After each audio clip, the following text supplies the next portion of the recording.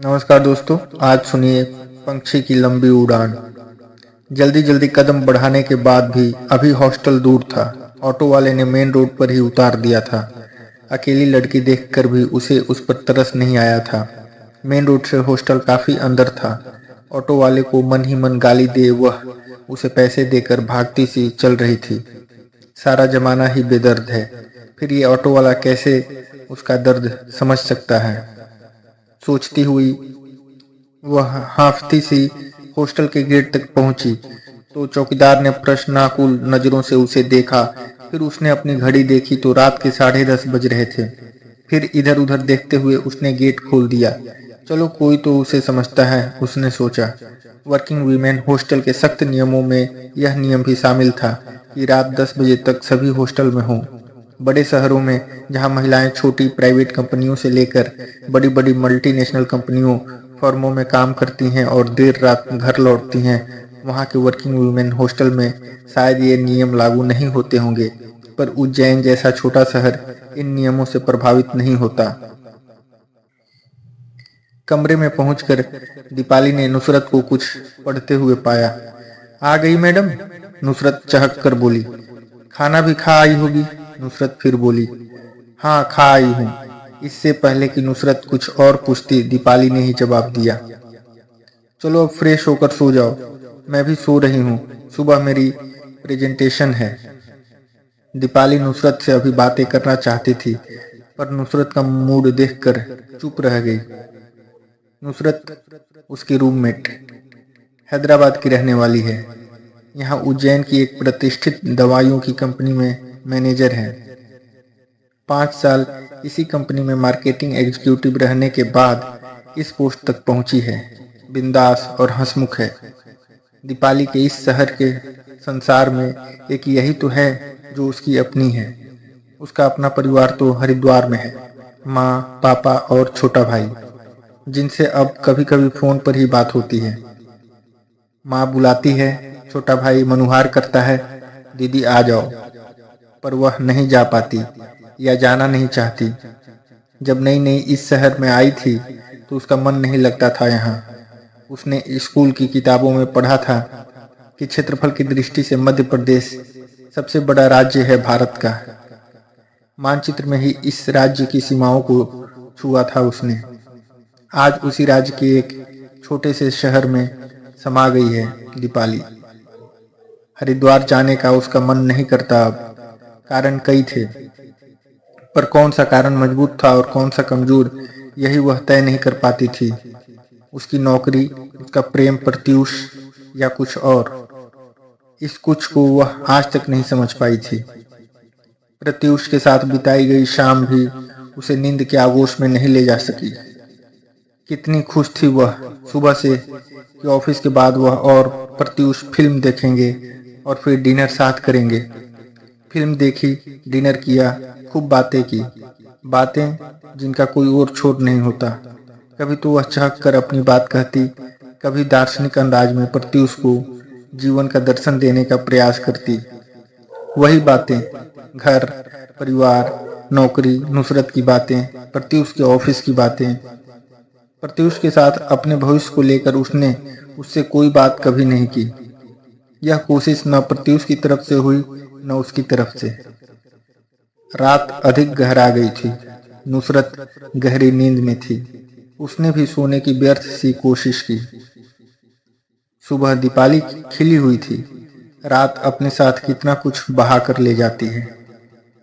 शायद रात भी जानती है कि अगला दिन हर किसी के जीवन में बहुत कुछ नया लेकर आता है। उस नए के लिए भी उसे जगह बनानी है और उसे तो हर रात की तरह ही बीत जाना है। ऑफिस में जरूरी काम निपटा दीपाली ने माँ को फोन किया, पर माँ का फोन बिजी आ रहा था। पापा के मोबाइल पर बात कर सकती थी, पर उसने नहीं की। उसकी उंगलियां पापा के फोन के नंबरों को दबाते दबाते रह गई। पापा उसका बहुत ध्यान रखते हैं, बात होने पर हाल चाल पूछते हैं, पर फिर भी माँ की तरह पापा से नहीं जुड़ पाती है दीपाली। बचपन से माँ के बहुत करीब रही है। पापा उसके आदर्श हमेशा रहे, आज भी हैं, पर आदर्श के साथ अपनी निजता हम कभी नहीं बांट पाते। पापा के लिए सम्मान उसकी नजरों में बहुत है। उसके लिए उसके पापा हर बेटी के पिता की तरह सबसे प्यारे पापा हैं, पर माँ शायद उसकी अपनी जैसी है। उसे लगता है कि उसकी माँ और वह किसी घटना, व्यक्ति या किसी मुद्दे पर एक ही तरह से सोचते हैं। पापा किसी विषय का एक तार्किक निष्कर्ष देते हैं, पर सारे तर्क वितर्कों से परे वह माँ के निष्कर्षों पर निछावर हो जाती है। दीपाली उस दिन को आज भी नहीं भुला पाती जब 10वीं पास करने के बाद 11वीं में पास पड़ोस की सब लड़कियों ने साइंस विषय लिया था, पर वह साइंस नहीं लेना चाहती थी। उसे यह विषय नीरस लगता था। क्यों किसी व्यक्ति वस्तु का रेशा रेशा खोलकर रख दिया जाए, फॉर्मूले रटकर एग्जाम दो, उबाऊ विषय। उसे कविता पसंद थी। कवि ने कविता लिख दी, अब उसमें नए नए अर्थ ढूंढते रहो। वह भी नए नए अर्थों को ढूंढती। कितनी सृजनात्मकता है, मस्तिष्क कितनी दिशाओं में दौड़ पड़ता है अर्थ के लिए। पापा की भी सख्त हिदायत थी कि वह भी बाकी लड़कियों की तरह साइंस ले, कैरियर अच्छा रहेगा। माँ को उसने अपनी पसंद बताई थी, पर पापा से कहने की हिम्मत नहीं जुटा पाई थी। घर का माहौल गंभीर था। पापा बेटी से साइंस ग्रेजुएट होने की उम्मीद रखते थे और बेटी कल्पना के पंख लगा साहित्य के क्षेत्र में उड़ने को तैयार थी। माँ ने ही रात को बताया था कि पापा मान गए हैं, कल जाकर वह आर्ट्स विषय में दाखिला ले सकती है। पापा कैसे माने पता नहीं। माँ पापा के बीच क्या बातें हुई पता नहीं। माँ तो कहकर चली गई। दीपाली बहुत खुश हुई, पर पापा जो चाहते थे वह नहीं करना चाहती थी दीपाली। आज साइंस में तो नहीं, इंग्लिश विषय में ग्रेजुएट है दीपाली। MBA है और एक प्रतिष्ठित कंपनी में HR मैनेजर है। 12 लाख का पैकेज है साल भर का। दीपाली जो चाहती थी उसने वह किया। दीपाली खुश है और माँ भी खुश है कि उसकी दीपाली खुश है। माँ का ही फोन आया था, वही बातें, अपना ध्यान रखना, कुछ पड़ोसियों की बातें, उसकी किस सहेली की शादी हो गई, किसका बेटा या बेटी हुई है। इससे आगे माँ कुछ नहीं कहती। दीपाली जानती है इन बातों का क्या मतलब है। माँ भी तो अपनी 28 साल की दीपाली के विवाह की आस लगाए बैठी है। पापा ने एक बार इसी कारण से बुलाया भी था, पर वह नहीं जा पाई थी। उसने नई कंपनी ज्वाइन की थी, छुट्टी नहीं मिल पाई थी। पापा ने फिर दोबारा नहीं बुलाया। नहीं, घर जाने पर दोबारा इस विषय पर कोई बात ही की थी। उज्जैन आए 4 साल हो गए थे। मंदिरों का शहर उज्जैन बहुत भला लगने लगा था अब।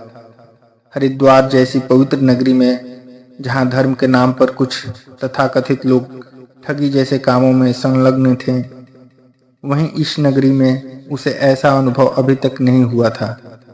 हाँ, उसके ऑफिस में ऐसे लोगों की कमी नहीं थी जहां गला काट प्रतियोगिता थी। सब एक दूसरे को रौंद कर आगे बढ़ना चाहते थे। दीपाली का पद और पैकेज सबकी आंखों की किरकिरी थी। जय मेहता और उसकी ज्वाइनिंग साथ साथ हुई थी, पर वह उससे आगे निकल गई थी। जय की नजरों में उसने कई बार अपने लिए अतिरिक्त स्नेह देखा था, पर वह उसे अनदेखा कर गई थी। पर प्रत्युष के आकर्षण में बंधने से वह खुद को नहीं रोक पाई थी, जो रोज ही बस में ऑफिस जाते वक्त उससे टकरा जाता था। आज जय 10 महीने की बेटी का पिता है, पर दीपाली आज भी सिंगल है, पर वह प्रत्युष के साथ खुश है। सब कुछ शायद ऐसे ही चलता, समय ऐसे ही बीतता, पर जब तक कुछ असामान्य न हो जीवन कैसे हो सकता है। उस दिन हॉस्टल वापस पहुंची तो विजिटर्स काउंटर पर माँ पापा को देखकर हैरान रह गई। न कोई फोन, न कोई लेटर। क्या कारण था वह समझ नहीं पाई थी। अचानक उन्हें अपने सामने देख एक अनजानी आशंका से घिर आई थी। कहीं प्रत्युष के बारे में उन्हें पता तो नहीं चल गया। नुसरत माँ पापा के साथ ही बैठी थी। आप लोग यहाँ? उसके मुंह से अचानक ही निकल गया था। पापा कुछ गंभीर से लगे। माँ बहुत प्यार से मिली। दोनों को साथ ले दीपाली पास ही के रेस्टोरेंट में जा बैठी। दीपाली की आशंका सच निकली। पापा चुप ही रहे। माँ ने ही शुरुआत की। दीपाली बेटा, कुछ कुछ अंदाजा है मुझे, पर मैं तुझसे सुनना चाहती हूँ।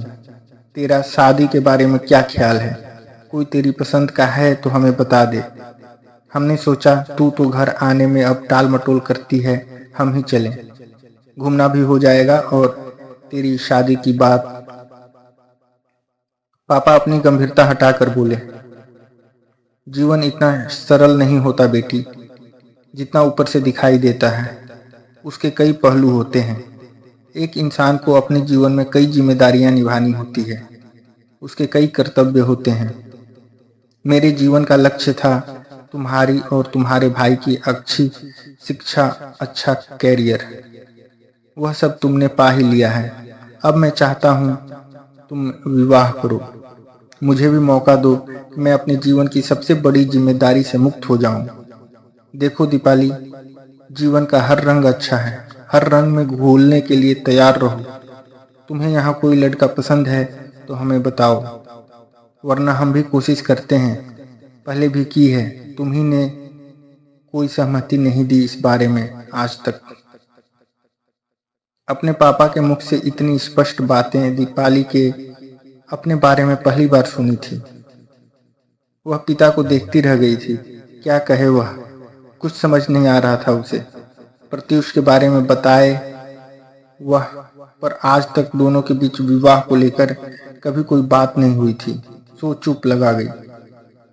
माँ पापा भी उज्जैन के होटल में रुककर थोड़ा उज्जैन घूमे, फिर चले गए।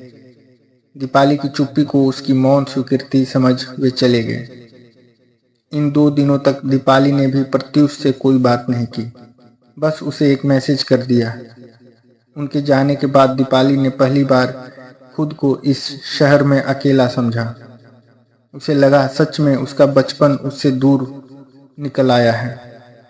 उसके घर का आंगन, त्योहारों की धूम, सहेलियों के साथ उसकी धमाचौकड़ी आज उसे फिर से याद आने लगी।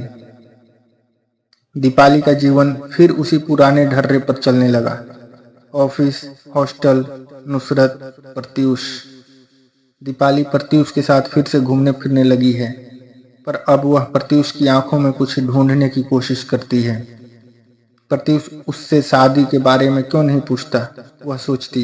एक दिन दीपाली ने ही कोशिश की थी। प्रत्युष की बाहों का घेरा जब उसे कसने लगा था तो उसने ही उसकी पकड़ से बचने का नाटक करते हुए पूछा था, कब तक यूं ही मिलते रहेंगे प्रत्युष? क्या हम एक साथ हमेशा के लिए साथ? प्रत्युष की पकड़ ढीली हो गई थी। उसने कोई जवाब नहीं दिया था। 3 महीने बीत गए थे। माँ के फोन से ही सुबह दीपाली की आंख खुली थी। अगले महीने की 18 तारीख को बुलाया था। क्यों बुलाया था, दीपाली जानती थी। माँ लड़के के परिवार की जन्मपत्री भी बताने को उतावली थी, पर दीपाली सुनना नहीं चाहती थी। बाद में बात करती हूँ माँ, अभी उठी हूँ। आज शुक्रवार था, प्रत्युष के साथ घूमने का दिन था। ऑफिस के बाद फिल्म, शॉपिंग, डिनर। ऑफिस के लिए निकलने लगी तो नुसरत शरारत से हंसकर बोली थी, कब तक आओगी आज? दीपाली बिना जवाब दिए मुस्कुराकर चल दी थी। हॉस्टल से ऑफिस के रास्ते तक माँ के फोन के बारे में ही सोचती रही दीपाली। क्या बात करूंगी माँ से, क्या जवाब दूं? जाना तो मुश्किल है ही। माँ पापा को अंदाजा है ही कि शायद ही आएगी। सोचते सोचते ऑफिस के दरवाजे तक पहुंची तो ऑफिस के डायरेक्टर मिल गए थे, मिस्टर शौरी। आज उससे पहले ही आ गए हैं क्या? उसने सोचा कहीं वह लेट तो नहीं हो गई है। घड़ी देखी पर वह लेट नहीं थी। सोचकर आश्वस्त हुई। सीट पर फाइलें देखने लगी। आज की मीटिंग्स के शेड्यूल चेक करने लगी। आज काफी काम था। शायद प्रत्युष के साथ शाम को जल्दी नहीं निकल पाएगी। उसने प्रत्युष को मैसेज कर दिया था। 12 बजे तक उसने काफी काम निपटा दिए थे। एक काम अभी भी रहता था। माँ से अभी भी बात नहीं हो पाई थी। सुबह से उसके फोन के इंतजार में बैठी होगी। माँ और पापा दोनों ही उसके भविष्य को बुन रहे होंगे। उसके मन को जाने बिना कई योजनाएं बना चुके होंगे। फोन किया तो माँ ही थी। हाँ दीपाली, अगले महीने की 18 तारीख को आ जाओ। लड़के वाले आ रहे हैं। लड़का तुम्हारे लायक है। सरकारी अफसर है। चलिए आओ एक बार देख लो। दीपाली का पूरा दिन व्यस्त रहा। फोन, मीटिंग्स, अगले महीने होने वाली बोर्ड मीटिंग्स के लिए उसने डायरेक्टर से कुछ नोट्स लिए। 5 बजे प्रत्यूष का भी फोन आया था, पर वह रिसीव नहीं कर पाई थी। उसकी मिस कॉल को देखकर उसने उसे अपने बिजी होने का एक मैसेज डाल दिया था। उसके इनबॉक्स में प्रत्यूष के 1473 मैसेज थे और उसके प्रत्यूष को 973 मैसेजेस हैं। लगभग 3 सालों में इतने मैसेजेस का आदान प्रदान हुआ। सैकड़ों बार मिले और आज भी उन दिनों में एक दिन और जुड़ने जा रहा है। माँ की बात याद आ रही थी। एक बार चली आओ, देख लो। उसने सोचा, क्या चली जाऊं? प्रत्युष से क्या कहूंगी? पर वो क्यों कुछ कहेगा? मेरी शादी की बात चल रही है। उसने तो आज तक इस विषय पर कभी कुछ नहीं कहा। दीपाली मन ही मन इन बातों को सोचती रही। चली आओ, देख लो। माँ के इन शब्दों पर उसे अपने जीवन के 3 साल, उसके अपने 3 साल, उसकी आत्मनिर्भरता, इस शहर का अपनापन, प्रत्युष, सब छूटते से लगे। जीवन एक सार तो नहीं होता। पंछी भी लंबी उड़ान के बीच में पल भर को ठहरता है। वह भी एक पंछी है अपने आकाश की। उसका भी अपना जीवन है, अपनी दुनिया है। पर इस खुले उन्मुक्त आकाश में कब तक उड़ेगी? ऊंचे आकाश से दिखाई देते नीचे के सुंदर दृश्य कब तक मन को बहलाएंगे? कब तक? दीपाली गंभीर मुद्रा बना अपने लैपटॉप की स्क्रीन को लगातार देख रही थी। बहुत सोच विचार करने के बाद उसने फैसला लिया और एक लेटर टाइप करने लगी, अगले महीने की लीव के लिए। उस लीव में 18 तारीख भी शामिल थी। तो दोस्तों, ये थी आज की कहानी। इसी क्रम में लेकर आएंगे और भी रोचक एवं ज्ञानवर्धक कहानियां। कहानी यदि पसंद आए तो लाइक करें, शेयर करें। कहानी सुनिए चैनल को सब्सक्राइब करें। धन्यवाद।